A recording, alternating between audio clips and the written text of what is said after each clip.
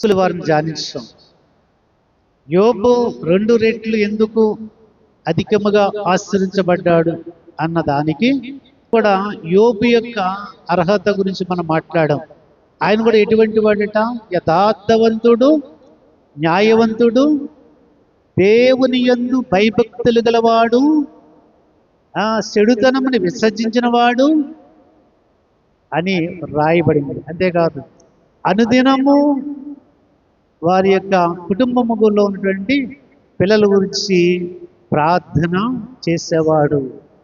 అందుకే ఏమయ్యాడు? కొంత నష్టము, కొంత సాతాను శోధింపబడినప్పటికీ తిరిగి 200 ఆశీర్వాదాలు పొందుకున్నాడు అనమాట. ఆ 200 ఆశీర్వాదాలు పొందుకోవడానికి కారణం ఏంటంటే యోబు గారిలో ఉన్నటువంటి చెప్పండి యథార్థత, నీతి, దుష్టత్వమును ద్వేషించుట, అంటే పాపము నుంచి ద్వేషించుట, అనిత్యము ప్రార్థన.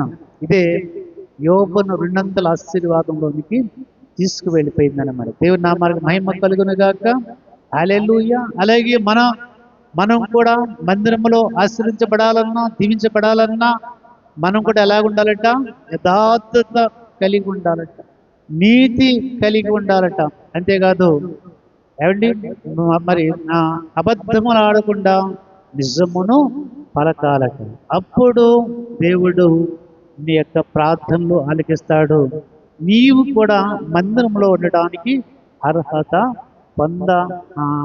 కలిగినటువంటి వారముగా మనము ఉంటాం. స్తోత్రం చెప్పండి. హల్లెలూయా.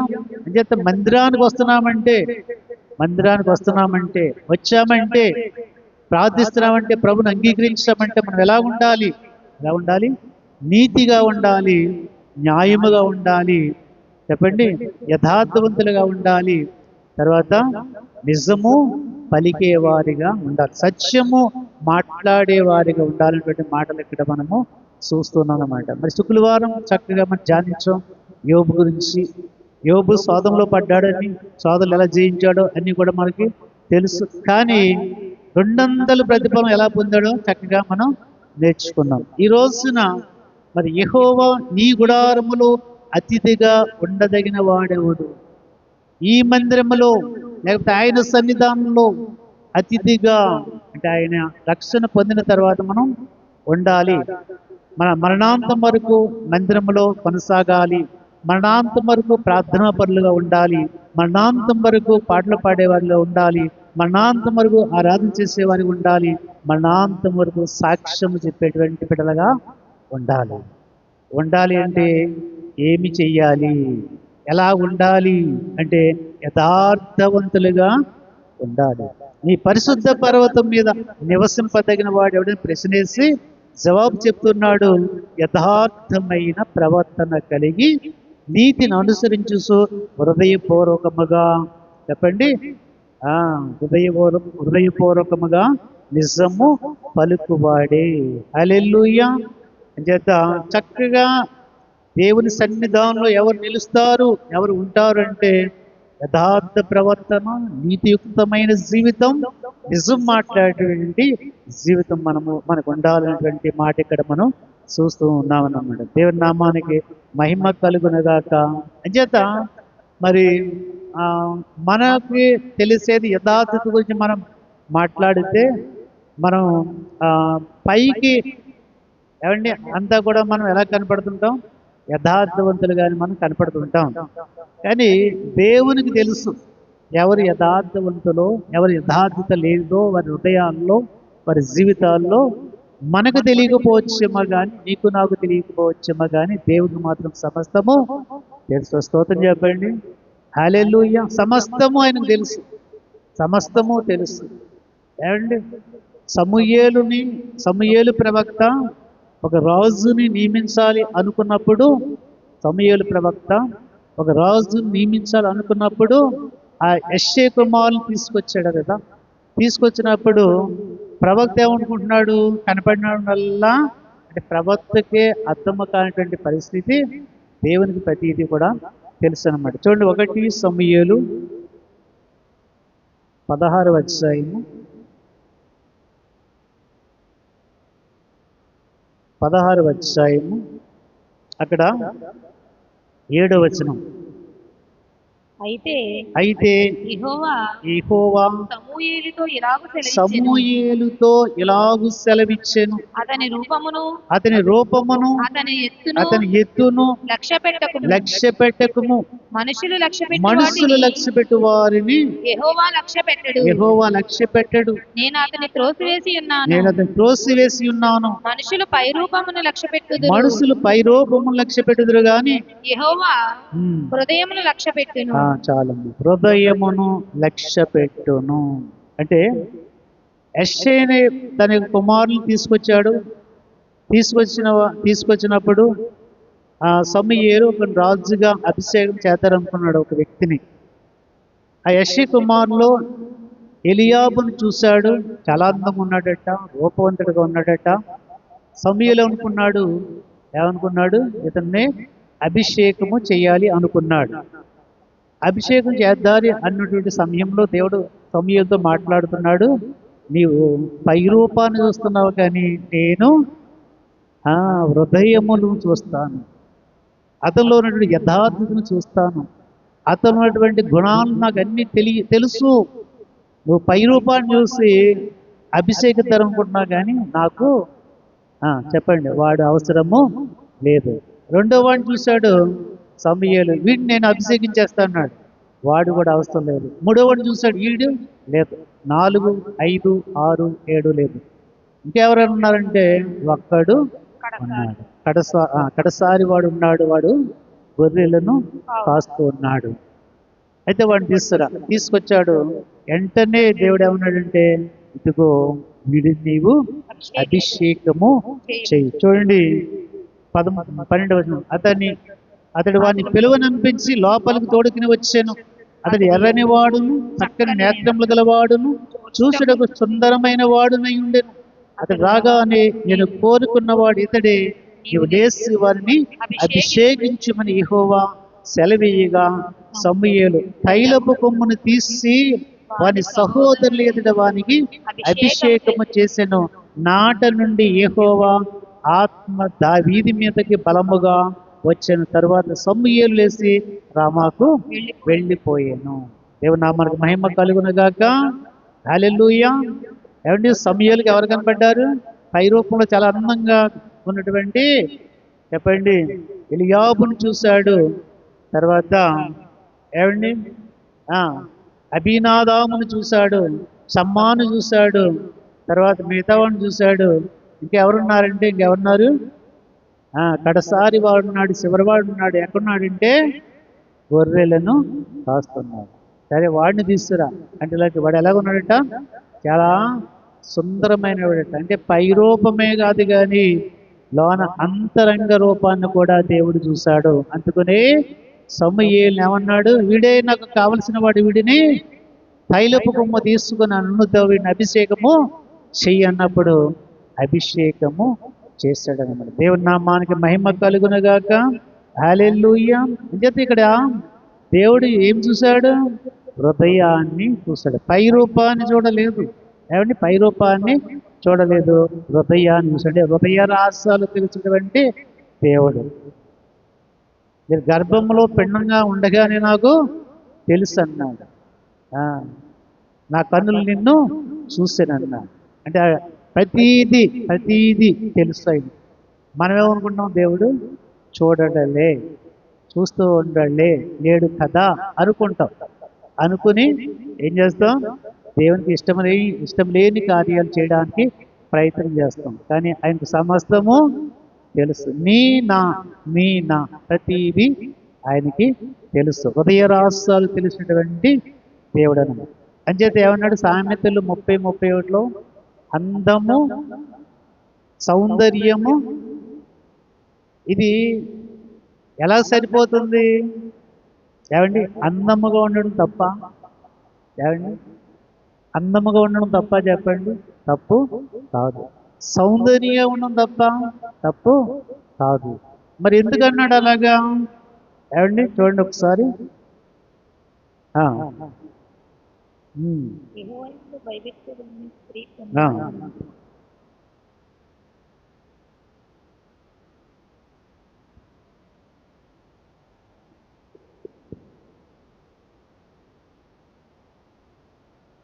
సామెతలు 31లో 30 అందము మోసకరము, సౌందర్యము వ్యర్థం. వ్యర్థం. మరి ఏమి ఉండాలి? యెహోవా యందు భయభక్తులు కలిగిన స్త్రీ కొనియాడబడును. దేవుని నామానికి మహిమ కలుగునుగాక. ఇక్కడ అందమన్నా సౌందర్యమైన అది హృదయానికి సంబంధించింది, పైన కాదు. పైన కనబడేటువంటి అందము, పైకి కనబడేటువంటి సౌందర్యము కాదు ఇక్కడ మాట్లాడేటువంటిది. దేవుడు మీతో మాట్లాడుతున్నటువంటిది ఏంటంటే మీ హృదయ అందము, మీ హృదయ సౌందర్యాన్ని దేవుడు చూస్తూ ఉన్నాడన్నమాట. అంటే హృదయము బాగుందనుకోండి అండి, మీ సౌందర్యము కూడా బాగుంటుందండి. అందము, అందం అంటే పైకి కనపడేదండి, పై రూపం. అందం అంటే అది చెప్పండి, పై రూపం. సౌందర్యం అంటే ఏంటి? తేడా ఏంటి? అందానికి సౌందర్యానికి తేడా ఏంటి చెప్పాలి? రెండు ఒకటే, కానీ అందమైనటువంటిది అందము. చూడండి, చందమామ చాలా అందంగా ఉంది, ఆమె చాలా అందంగా ఉంది. అంటే ఏం చెప్తున్నాం అక్కడ? పై రూపాన్ని చూసి చెప్తున్నాము. సౌందర్యం అంటే అంతరంగం, అది ఎవరికి తెలియదు, దేవునికి తెలుస్తుందన్నమాట. సౌందర్యం అంటే మన కొన్ని సందర్భాల్లో కనపడుతుంటుంది. వినయము ఉందనుకోండి, అది సౌందర్యం. అని మంచితనం ఉందనుకోండి, అది సౌందర్యం. మీలో దానగుణం ఉందనుకోండి, అది సౌందర్యం. అది సౌందర్యం అండి. చేసేటువంటి పనిని బట్టి, చేసేటువంటి మంచి పని సౌందర్యం. అది సౌందర్యం. అంటే అందంతో పాటు సౌందర్యం కూడా రెండు కలిసి ఉంటే అది చాలా గొప్పవాదం. హల్లెలూయా. రూతుకి ఏముంది? రూతుకి ఏముంది? రూతు గురించి చెబుతూ అంత అందంగా ఉన్నట్టుగా ఎక్కడ రాయబడలేదు, కానీ ఆమెలో ఏం కనపడుతుందంటే సౌందర్యం కనపడుతుంది. ఎందుకు సౌందర్యం కనపడుతుంది? ఏమండి, వార్ప ఏం చేస్తుంది? అత్తను వదిలేసి తన దారి తాను చూస్తుంది. కానీ రూత్ ఏం చేస్తుంది? అత్తను అత్తుకుంది. వార్ప అయితే ముద్దు పెట్టుకుందంట రాయబడిన మాటల్లో. ఏమండి, రూత్ అయితే ఏం చేస్తుంది? అత్తను నయోమిని అత్తుకుందనమాట. అత్తుకుంది. ఏముంది? నీ దేవుడే నా దేవుడు, నీ జనమే నా జనం. నువ్వెక్కడుంటే నేను అక్కడే, నువ్వెక్కడ మరణిస్తే నేను అక్కడే మరణిస్తాను అని. మరి అత్తతో వెళ్ళినటువంటి రూతులు ఏం కనపడుతుందంటే సౌందర్యం కనపడుతుంది. అంటే హృదయ సౌందర్యం, అంతరంగ సౌందర్యం ఆమెలో కనపడుతుందన్నమాట. ఒకసారి స్తోత్రం చెప్తారా? హల్లెలూయా, హల్లెలూయా. అంచేత అందానికి సౌందర్యానికి అంత తేడా ఉంది. అందం అంటే పై కనబడేది, సౌందర్యం అంటే మీ యొక్క మంచి ప్రవర్తనలో ఏ అయితే లక్షణాలు ఉన్నాయో అన్నీ కూడా, అంతా కూడా సౌందర్యం అన్నమాట. అంచేత సౌందర్యం అది ఉండాలి. ఇంకా ఏమంటున్నాడు కింద? యెహోవా యందు భయభక్తులు గల స్త్రీ ఏం చేస్తాట? కొనియాడబడును. అంత సౌందర్యం ఉంటే ఏమండి ఏం చేయబడతారు? కొనియాడబడతారు, పొగడబడతారు అన్నమాట. హల్లెలూయా, హల్లెలూయా. అంచేత మనకి సౌందర్యం ఉండాలి. అందము కంటే ఏముండాలి? సౌందర్యం. అంటే హృదయములో మంచితనం ఉండాలి అనేటువంటి భావం ఇక్కడ మనము చూస్తున్నాం. యెహోవా యందు భయభక్తులు గల స్త్రీ కొనియాడబడును. అందం కంటికి కనిపించేటువంటి బాహ్య ఆకర్షణ అయితే మరి అంటే అది ఎలా ఉంటుందంటే అందం రూపం, రంగు, అలంకరణ. శరీర రూపాన్ని లేదా వస్తువు యొక్క బాహ్య రూపాన్ని తెలియజేస్తుంది అనమాట. అదే సౌందర్యం అయితే బాహ్య రూపంతో పాటు చెప్పండి అంతరంగా చెప్పండి స్వరూపాన్ని తెలియజేస్తున్నటువంటి భావం ఇక్కడ చెప్పినమాట. అంటే వినయము, ప్రేమ, మంచితనము, మంచి నడవడిక, అది సౌందర్యం అంటే. అంచేత ఇలాగా మరి ప్రతి ఒక్కళ్ళు ఉండాలనేటువంటిదే దేవుని యొక్క మరి ఉద్దేశమై ఉన్నదన్నమాట. హల్లెలూయా, హల్లెలూయా.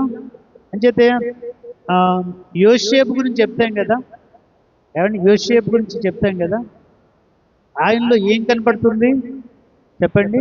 యథార్థత కనపడుతుంది. ఎందుకు? చూడండి 39వ అధ్యాయం ఆదికాండం 39వ అధ్యాయం 39లో 4-5 వచనాలు. యోసేపు మీద యోసేపు మీద అతనికి కటాక్షము కలిగిన కటాక్షము కలిగిన గనుక అతని యొద్ద పరిచర్య అతని యొద్ద చేయువాడాయెను. పరిచర్య చేయువాడాయను. మరియు అతడు తన ఇంటి మీద తన ఇంటి మీద విచారణకర్తగా విచారణకర్తగా అతన్ని అతన్ని నియమించి నియమించి తనకు కలిగినదంతయు అతని చేతికి అతని అప్పగించెను. చేతికి అప్పగించెను. అతడు తన ఇంటి మీదను ఆ, తనకు కలిగిన అంతటి తనకు మీదను కలిగినంతటి మీదను అతని విచారణకర్తగా అతని నియమించిన కాలము విచారణకర్తగా నియమించిన కాలము మొదలుకొని యెహోవా యెహోవా యోసేపు నిమిత్తము యోసేపు నిమిత్తము ఆ ఐగుప్తీయుని ఆ ఐగుప్తిని ఇంటిని ఆశీర్వదించెను. ఆశీర్వదించెను. యెహోవా ఆశీర్వాదం ఇంటిలోనేమి పొలంలోనేమి అతనికి అతను కలిగిన సమస్తము మీదను ఉండెను. ఉండెను. దేవుని నామానికి మహిమ కలుగునుగాక. హల్లెలూయా, హల్లెలూయా. ఇక్కడ ఏమండి యోసేపు పరిస్థితి చూస్తే ఎటువంటి పరిస్థితి ఏమండి? అన్నదమ్ముల చేత చెప్పండి ద్వేషించబడినవాడు, దూషించబడినవాడు, తర్వాత గోతిలో పడవేశాడు. తిరిగి మళ్ళా దారెంబడిపోయేవాడికి ఆ మిజ్జానీయులకి అమ్మివేశారు. మిజ్జానీయులు ఏం చేశారు? తిరిగి యోసేపును ఐగుప్తునకు తీసుకుని వచ్చినప్పుడు ఫరో యొక్క ఉద్యోగస్తుడును రాజ సంరక్షక సేనాధిపతియునైన పోతీఫరను ఒక ఐగుప్తీయుడు అక్కడికి అతన్ని తీసుకుని వచ్చిన ఇజ్మాయేలు యొద్ద అతన్ని కొనేను. ఈ మిజ్జానీయులు ఇజ్మాయేలీయులు వీళ్ళ దగ్గర ఏం చేయబడ్డాడు? వీళ్ళ చేత అమ్మబడితే ఈ యొక్క పోతీఫరు కొనుక్కున్నప్పుడు యోసేపులో ఏం కనపడుతుంది? యథార్థత కనపడుతుంది. అంచేది యథార్థత కనపడితే సమస్తము ఏం చేశాడు? యోసేపు చేతికి అప్పగించాడు. సమస్తము అప్పగించాడట. సమస్తము అప్పగించినప్పుడు నష్టం రాలేదు కానీ అంత లాభమే. యోసేపు ఎక్కడ పని చేసినా అక్కడ లాభము. అలాగే మీరు కూడా ఎక్కడ పని చేసినా, మీ గృహాల్లో పనిచేసిన గృహమంతా కూడా చక్కగా అంటే ఆశీర్వదించబడిన కుటుంబం గృహంగా ఉండాలి. ఒకవేళ ఉద్యోగం చేస్తే ఆ ఉద్యోగము ఎవరి కింద పని చేస్తున్నారో, ఏ సంస్థలో పని చేస్తున్నారో ఆ సంస్థ ఎలా ఉండాలంటే లాభదాయకంగా ఉండాలి. ఒకవేళ వ్యాపారంలో ఒకవేళ మీరు పని చేస్తుంటే ఏ వ్యాపారంలో మీరు పని చేస్తున్నారో ఆ వ్యాపారం ఎలా ఉండాలంటే లాభదాయకంగా ఉండాలి. మీ ద్వారా ఏ పని చేసినా, ఎక్కడ చేసినా, ఏ స్థలంలో చేసినా ఆ స్థలము ఆశీర్వదించబడాలి. స్తోత్రం చెప్పండి.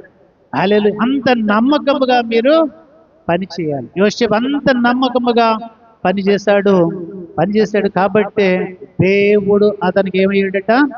తోడై ఉన్నాడు. స్తోత్రం చెప్తారా? హల్లెలూయా, హల్లెలూయా. అంటే యథార్థత కలిగి ఉండాలి. మీరు ఏ పని చేసినా యథార్థత ఉండాలి. మీ గృహాల్లో ఒకవేళ చదువుతున్నారనుకోండి, యథార్థంగా చదవాలి. అంతేగాని తండ్రి తిడతాడనో, తల్లి తిడుతుందనో, అన్న తిడతాడనో, అక్క తిడుతుందనో చదవకూడదు. ఎలా చేయాలి?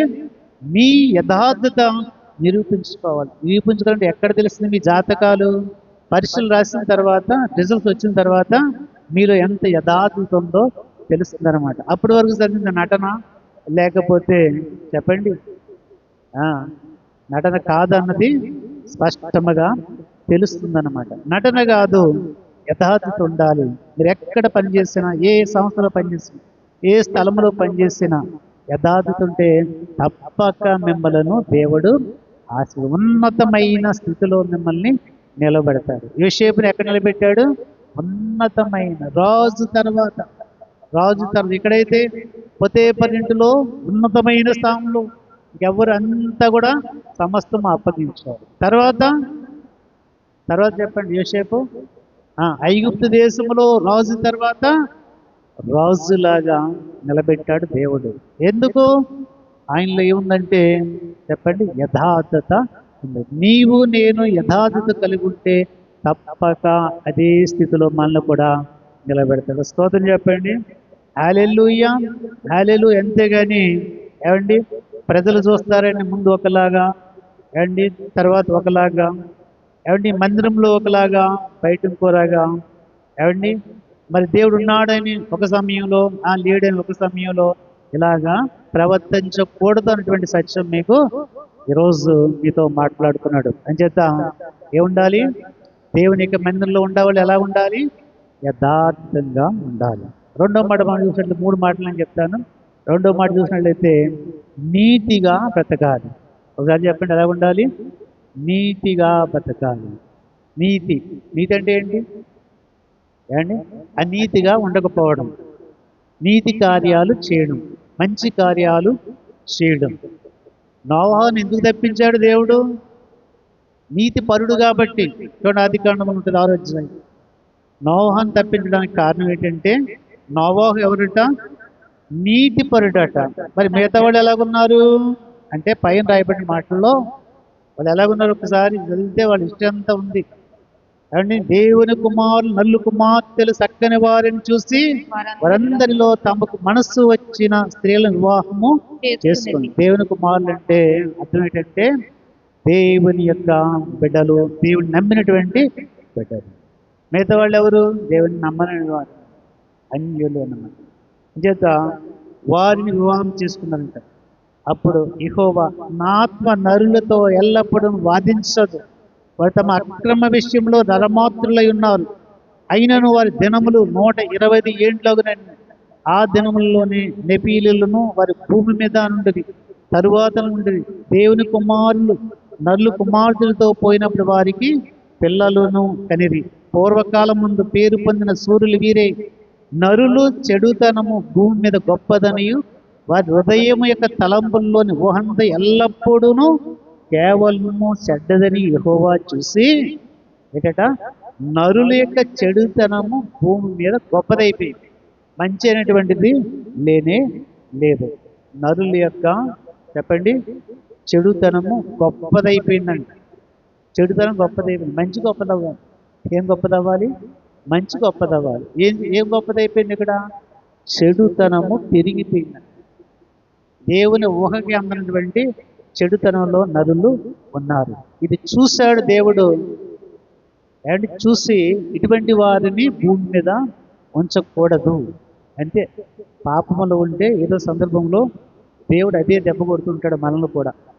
అంచేత పాపంలో ఉండకూడదు, కానీ దేవుని యొక్క మాటకు లోబడి మనము జీవించాలి, నీతిమంతులుగా జీవించాలి. వారి హృదయం యొక్క తలంపుల్లోని ఊహంతా ఎల్లప్పుడూ కేవలము చెడ్డదని యెహోవా చూసి. హృదయంలో తలంపులు ఎలా ఉంటాయట? అంతా కూడా చెడ్డేనంట. హృదయంలో తలంపు కూడా మంచి లేనే లేదు. అని చెప్పి ఇందాక చెప్పుకున్నాం, ఆయన ఎవరు? హృదయ రహస్యాలు తెలిసినటువంటి దేవుడు. నీ హృదయంలో ఎలా ఉంది, నా హృదయం ఎలా ఉంది, ఆయనకి సమస్తము తెలుసు అన్నమాట.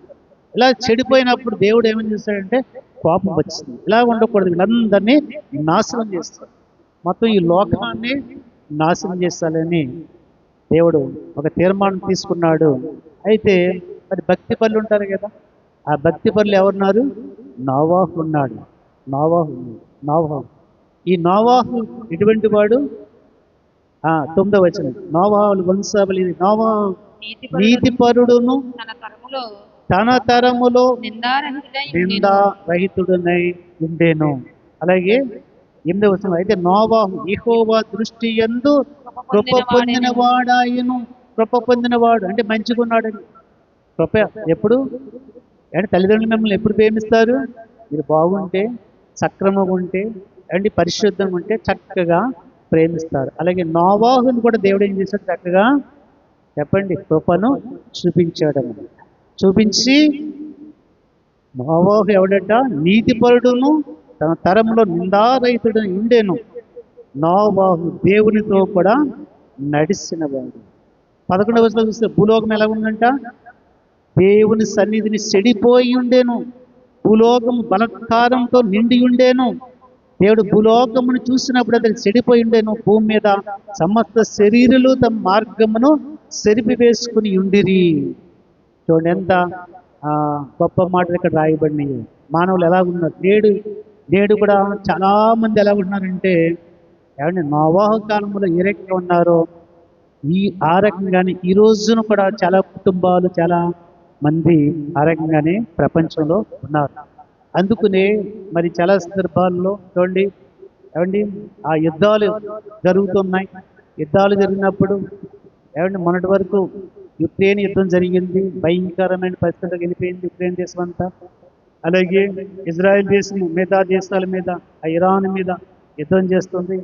ఏమండి సమస్తం వాళ్ళు కోల్పోతున్నారు. ఇలాగా దేవుని యొక్క మరి ఆ మాటలకు లోబడక దేవునికి వ్యతిరేకంగా జీవిస్తే మరి అటువంటి పరిస్థితులే వస్తాయి. ఒకవేళ అక్కడే కాదు, మన జీవితాల్లో కూడా అలాగే జరగడానికి అవకాశం ఉంది. అంచేత ఏం చేశాడు, మొత్తం ఈ భూలోకాన్ని ఆ రోజున తుడిసిపెట్టేలాగా వర్షాన్ని ఆజ్ఞాపించాడు దేవుడు. అయితే నోవాహుని ఒక వాడ చేసుకోమని వాడలో ప్రవేశపెట్టి ఆ ఆ యొక్క అన్నీ కూడా జత అన్నీ కూడా వాడలో ప్రవేశపెట్టిన తర్వాత భయంకరమైన తుఫాన్ రప్పించాడు. ఆ తుఫాన్లో వాడ పైకి లేస్తుంది కానీ వాడ మునిగిపోలేదు. ఆ కింద ఉన్న వాడందరూ జలప్రళయంలో కొట్టుకుని పోయారు. ఒక్క నోవాహు కుటుంబం ఒకటే రక్షింపబడింది. కారణం ఏంటి చెప్పండి? నోవాహు ఏమనట? నీతిపరుడు. నోవాహు దేవుని యొక్క కృప పొందినవాడు. నోవాహు నిందారహితుడు. ఎక్కడ తన మీద నింద పడడానికి ఒక్క తప్పు కూడా చేయనటువంటి నోవాహు కాబట్టే ఆ కుటుంబము రక్షింపబడినటువంటి మాటలు ఇక్కడ మనము చూస్తున్నాము. దేవుని నామానికి మహిమ కలుగును గాక. హల్లెలూయా, హల్లెలూయా. స్తోత్రం చెప్తారా? అంచేత నీతిని జరిగించేటువంటి నోవాహు ఒక్కడు రక్షింపబడ్డాడు.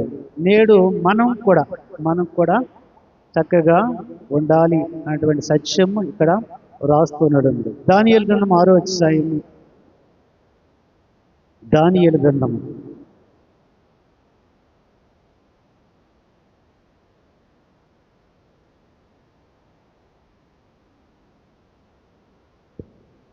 6వ అధ్యాయం 1-3 వచనాలు. తన రాజ్యమంతటి పైన అధిపతులుగా ఉండుటకై 120 మంది అధిపతులు నియమించుటకు దర్యావేషునకు ఇష్టమాయను. ఎంతమంది అంట? 120 మంది. 120. వారి పైన ముగ్గురిని ప్రధానులుగా నియమించెను. ఆ ముగ్గురిలో దానియేలు ముఖ్యుడు. దేవుని నామానికి మహిమ కలుగును గాక. ఏమండి 120 మంది మంచి ఉద్యోగస్తులు నియమించాలంటే దాని మీద ఎవరట? దానియేలు ముఖ్యుడట. ఎవరి దానియేలు? ఏమండి బబులోను దేశం నుంచి చెరబట్టినటువంటి ఒక బానిస. ఆ బానిసకి ఇక్కడ వస్తులోకి ఏమైపోయాడు? ఉన్నతమైనటువంటి స్థానంలోనికి ఆయన వెళ్ళిపోయాడు అన్నమాట. ఏమండి ఇక్కడ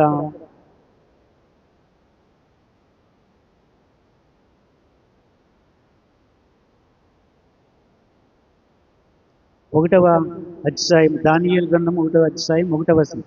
యోధారాజుకు యెహోయాకీము ఏలుబడిలో 3వ సంవత్సరమున బబులోను రాజుకు నెబుకద్నెజరు యెరూషలేము మీదకు వచ్చి దాన్ని ముట్టడి వేయగా ప్రభు యోధారాజుకు యెహోయాకీమును దేవుని మందిరంలో సైన్య ఉపకరణములను ఆ రాజు చేతికి అప్పగించిన కనుక అతడు ఆ వస్తువులను సినారు దేశంలోని తన దేవతాలయంలోకి తీసుకుని పోయి తన దేవతాలయపు బొక్కసములో ఉంచిన రాజు అస్పేనజ్జు అన్న తన నపుత్సల అధిపతిని పిలిపించి అతనికి ఇలాగూ ఆజ్ఞాపించింది. ఇజ్రాయేలు రాజవంశములలో ముఖ్యులై లోపము లేని సౌందర్యమును సకల విద్యా ప్రమేతి జ్ఞానమును కలిగి తత్వజ్ఞానము తెలిసిన వారి రాజు నగరం నుండి నిలవదగిన కొందరు బాలులను రప్పించి, ఎవడి బాలుడు? ఎవరి దానియేలు? బానిస. అండ్ యెరూషలేము నుంచి తీసుకొచ్చేసారన్నమాట. ఈ బబులేను రాజు తీసుకొచ్చేసాడు. అటువంటి బానిస ఇప్పుడు ఏమైపోయాడు చెప్పండి? చక్కగా 120 మందిని నియమించుకుంటే రాజుగారు ఆ 120 మందిలోనూ దానియేలు ఎవరట? ముఖ్యమైన వాడు. దేవుని నామానికి మహిమ కలుగునుగాక. హల్లెలూయా. అలాగే ఒకవేళ మీరు ఎంతమంది ఒక సంస్థలో పనిచేసినా ఏమండి నమ్మకముగా ఉంటే దానియేలు నిలబెట్టినట్లుగానే మిమ్మల్ని కూడా ఆయా స్థలాల్లో నిలబెట్టునగాక.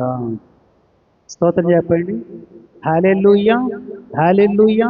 దానియేలు ఎవరంటే యథార్థవంతుడు, నీతిమంతుడు, నీతి తప్పనివాడు. తన నీతి ఏంటి? అనిత్యము ప్రార్థన చేసేవాడు. ఆటంకాలు వచ్చినాయి, రాజార్జున ఇస్తాడు కానీ లెక్క చేయలేదు. నీతి ఎక్కడ తప్పలేదు. రాజార్జున ఉద్యోగం ఇచ్చిన వాడే, నీతి ఎక్కడ తప్పలేదు. నా దేవుడిని స్తుతిస్తాను, ఆరాధిస్తాను, రోజుకు ముమ్మార్లు నేను ప్రార్థన చేయవలసిందా. చేశాడు. కష్టం ఉంది ఎదుర అండ్ భయంకరమైన శిక్ష ఉంది, అయినప్పటికీ దాన్ని లెక్క చేయలేదు. లెక్క చేయలేను కాబట్టి దానియేలుని ఏ స్థానంలో కూర్చోబెట్టాడు? ఉన్నతమైనటువంటి స్థానంలో నిలబెట్టినట్లుగా తర్వాత అధ్యాయులు మనం చూస్తున్నాం అన్నమాట. హల్లెలూయా. మరి మనం ఎలాగున్నాం? నీతిగా ఉంటున్నామా? ఉద్యోగాల్లో, పనుల్లో, ఏమండి, కుటుంబ జీవితాల్లో మరి ఏ రకంగా ఉంటున్నామో ఒకసారి ఆలోచన చేయాలి. నీతిగా ఉంటే అండి ఒక దానియేలులాగా మనం కూడా ఆశ్రయించబడతాం. మూడో మాట మనం చెప్పి నేను ముగిస్తాను. మూడో మాట ఏంటంటే హృదయములు ఏముండాలి? సత్యం ఉండాలి, నిజం ఉండాలి. ఎందుకు సత్యం ఉండాలి? ఆయనే సత్యముగా. ఆయన ఏమంటే నేనే మార్గమును జీవమును సత్యమునై ఉన్నాను. ఆయనే సత్యం. అంచేత మనం కూడా బిడ్డలం కాబట్టి మనం కూడా ఎలా ఉండాలి? సత్యాన్ని కలిగి ఉండాలి. నిజం ఏదైనా ఏమండి దేవుని మీద ఆధారపడిన బిడ్డలు ఎలా ఉండాలంటే సత్యముతోనే ఉండాలి. ఎప్పుడైతే మాటల్లో సత్యం ఉండాలి, మాటల్లో సత్యం ఉంది. సత్యం మిమ్మల్ని ఏం చేస్తుందని రాయబడింది? మిమ్మలను స్వతంత్రులుగా చేస్తున్నారు. అబద్ధం ఏం చేస్తుంది? మిమ్మల్ని పట్టి పీడిస్తుంది అన్నమాట. ఒక అబద్ధం చెప్పండి ఎప్పుడైనా ఎవరితోనన్నా, ఏం చేస్తుంది? దాన్ని పీడిస్తూ ఉంటుంది. ఆ అబద్ధానికి చెప్పండి ఎన్ని అబద్ధాలు ఆడవలసి వస్తుంది. ఆ ఫస్ట్లోనే దాన్ని కట్ చేసి ఒప్పేసుకున్నాం అనుకోండి, కట్ చేసి దాన్ని ఒప్పుకుంటే చెప్పండి ఏమవుతుంది? ఇంకే రకమైన ఇబ్బంది ఉండదు. చాలా వాళ్ళు నీతి పరులు, వాళ్ళు ఎప్పుడు కూడా సత్యంతో ఉండవు. ఒకవేళ తప్పు చేసిన తప్పుని ఒప్పుకున్నటువంటి గొప్ప లక్షణం కలిగినటువంటి స్త్రీలుగా మీరు పిలువబడతారు, పురుషులుగా మీరు పిలువబడతారు. చేత మనలో ఏముండాలి? సత్యం ఉండాలి. అబద్ధమైనటువంటి ఉండకూడదు, కపటమైనటువంటి ఉండకూడదు. ఎందుచేత? హృదయ రహస్యాలు తెలిసినటువంటి దేవుడు. ఏమీ తెలియకపోయినా యేసుప్రభువు వారు ఏమన్నారు? యోహాను సువార్తలో ఏమంటే 1వ అధ్యాయము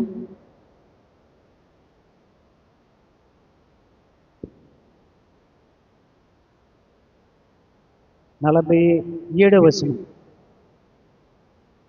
1:47 యోహాను సువార్త. యేసు నతనయేలు తన యొద్దకు వచ్చుట చూసి ఇదిగో ఇతడు నిజముగా ఇశ్రాయేలీయుడు, ఇతని యందు ఏ కపటము లేదని అతని గూర్చి చెప్పెను. స్తోత్రం చెప్పండి. ఎవరిస్తున్నారు సాక్ష్యం? ఏమండి, నతనయేలు గురించి పెద్ద ఎక్కువ తెలియదు, ఎక్కువ రాయబడలేదు. కానీ యేసుప్రభువు వారు ఏం చేస్తున్నారు? ఒక సర్టిఫికెట్ ఇచ్చేస్తాడు. అతనిలో ఏం లేదట? ఏ కపటము లేదట. ఎలా తెలిసింది? ఎలా తెలిసింది? యేసుప్రభువు వారికి హృదయ రహస్యాలు తెలిసినటువంటి దేవుడు. స్తోత్రం చెప్పండి. హల్లెలూయా. మన హృదయంలో ఏముందో ప్రతీది కూడా ఆయనకి తెలుసు అన్నమాట. స్తోత్రం చెప్పండి ఒకసారి. హల్లెలూయా, హల్లెలూయా.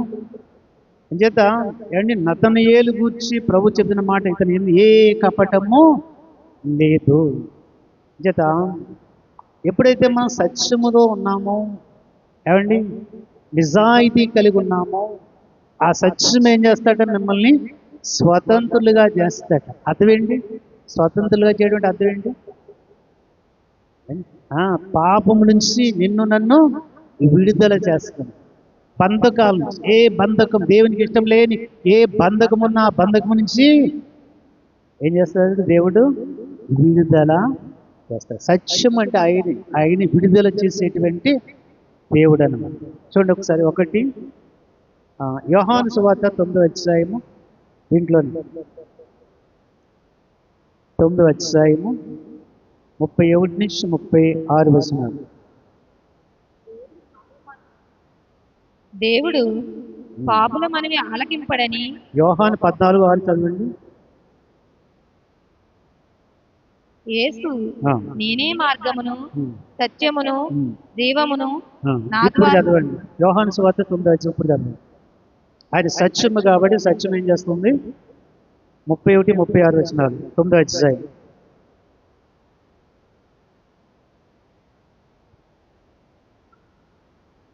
ఉమ్, ఉమ్, ఉమ్. అదే కాదు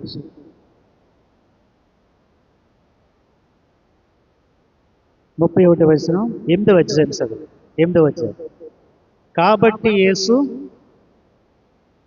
యోహాను సువార్త 8వ అధ్యాయము 31వ వచనం. కాబట్టి యేసు ఆ, తనను నమ్మిన యూదులతో మీరు నా వాక్యమందు నిలిచిన నిలిచిన వారైతే నిజముగా నాకు శిష్యులై ఉండి ఉండి సత్యమును గ్రహించెదరు. సత్యమును గ్రహించేదరు. ప్రభు యొక్క శిష్యులుగా మనం ఉంటే, ప్రభు యొక్క బిడ్డలుగా ఉంటే ఏది సత్యమో ఏది అసత్యమో మనకి తెలుస్తుంది. దేవునికి బిడ్డలుగా లేకపోతే అసత్యము సత్యం అనుకుంటాం, సత్యము అసత్యం అనుకుంటాను. ఏది మంచో ఏది చెడో తెలియనటువంటి పరిస్థితులు ఉండిపోతాం. అయితే దేవుని యొక్క శిష్యులుగా, దేవుని యొక్క బిడ్డలుగా, దేవుని యొక్క కుమార్తెలుగా, దేవుని యొక్క కుమారులుగా మనం ఉంటే సత్యమును గ్రహిస్తామంట. అప్పుడు సత్యము మిమ్ములను మిమ్ములను స్వతంత్రులుగా చేయనని చెప్పాను. స్వతంత్రులుగా చేయునని చెప్పదా. సత్యం ఏం చేస్తాడు? మనల్ని స్వతంత్రులుగా చేస్తుంది. అంటే అర్థం ఇందాక చెప్పినట్లుగా ప్రతి పాప బంధకము నుంచి మనల్ని విడుదల చేస్తున్నాను. అంటే ప్రభు మనలో ఉంటే, మనతో ఉంటే చెప్పండి, ఏ పాపము మనల్ని బంధించదు. పాపాలు చాలా రకాలుగా ఉంటాయి. పాపం అనేటువంటిది చాలా రకాలుగా ఉంటాయి. ఒక త్రాగుడు అలవాటు ఉందనుకోండి, అదేంటది? ఒక బంధకము. బంధకము. ఆ బంధకం నుంచి మనం బయటకు రావాలంటే ఎవరు చేస్తారు? సత్యము చేస్తున్నాడు. సత్యం అంటే ఆయన ప్రభువే. నేనే సత్యం అన్నాడు కదా. ఆ సత్యం ఏం చేస్తుంది? ఆ యొక్క బానిసత్వం నుంచి, ఆ బంధకాల నుంచి విడుదల చేసి స్వతంత్రులుగా చేస్తుంటాను. పాప బంధకాలు, ఏ పాపం అనుసరి, కోపం, ద్వేషం, ఏమండి, అసూయ, ఏదైనా సరే శారీరక కార్యాలు ఉన్నాయి కదా, ఆ బంధకాల నుంచి ఏం చేస్తాడు దేవుడు? విడుదల చేస్తాడు. సత్యము మిమ్మల్ని ఏం చేస్తుంది? స్వతంత్రులుగా చేస్తుంది. అంటే వాటి నుంచి విడుదల చేస్తుంది. మామూలుగా అయితే విడుదల పొందలేరు ఎవరు కూడా. ఒక అబద్ధాలు ఆడేవాడు ఉన్నాడు అనుకోండి, స్వతహాగా ఒకవేళ మానేద్దారన్నా వాడు చెప్పండి మానలేడు. ఎందుకు? అబద్ధం అనేటువంటి బంధకము వాడిని బంధించింది అన్నమాట. మరి ఎవరు విడుదల చేస్తారు? ప్రభువు మనలో ఉంటే, ఓ మాట విన్నాం, రోజు దేవుడు నాతోనే మాట్లాడు. ఇలా మాట్లాడకూడదు, నిజమే పలకాలి. ఒకవేళ నష్టమైనప్పటికీ, అది మొదటి కొద్దిగా నష్టాన్ని కలుగు చేసినప్పటికీ చివరికి ఆ నిజము ఒప్పుకున్నాం చూడండి, అదే ఆ వ్యక్తి యొక్క గుణాన్ని నిర్ణయిస్తుంది. గుణాన్ని నిర్ణయిస్తుంది. వాడి యొక్క వ్యక్తిత్వాన్ని నిర్ణయిస్తుంది. వీడు మంచివాడు, ఇక్కడ ఏదైనా తప్పు చేసినా ఒప్పుకొని, అంటే ఈ లోకంలోనే కాదు కానీ దేవుని యొక్క దేవుడు చూస్తుంటాడు ప్రతిదీ కూడా. కానీ అక్కడ ఒప్పుకుంటేనే అసలైనటువంటి ఒప్పుదల. అసలు ఒప్పుదల అంటే అక్కడే. అంచేత మనం ఎలా ఉండాలి చెప్పండి? ఇప్పుడు చెప్పండి, నిజాన్ని చెప్పేవారు. అబద్ధం అనేటువంటి బంధకాల్లో మనము ఉండకూడదు. ఆ అబద్ధాలంటే బంధకాల నుంచి విడుదల చేయడానికే 2000 సంవత్సరాల క్రితము ప్రభువు ఈ లోకానికి వచ్చి ఉన్నాడు. ఒకవేళ అబద్ధాలతో మనం మరణిస్తే, ఏమంటే దుష్టత్వంతో మనం మరణిస్తే, పాపంతో మనం మరణిస్తే ఎక్కడుంటాం? చక్కగా నరకములో ఉంటాం. ఎలా ఉంటుందంటే అక్కడ అగ్ని ఆరదు, పురుగు సావు. అంటే భయంకరమైనటువంటి పరిస్థితి. ఆ భయంకరమైన పరిస్థితిని తప్పించడానికి 2000 సంవత్సరాల క్రితం తన ఏక కుమారుడైనటువంటి ప్రభు ఈ లోకానికి పంపించారు. ఎందరైతే ప్రభుని అంగీకరిస్తారో, ఎందరైతే ప్రభుని కలిగి ఉంటారో, ఎందరైతే ఆయన సన్నిధానంలో ఉంటారో, ఎందరైతే ఆయన గుడారంలో నివసిస్తారో వాళ్ళందరికీ పరలోకము ఉన్నది అనేటువంటి సత్యము రాయబడిందండి. అంచేతే నమ్మిన వారికి ఏముంది?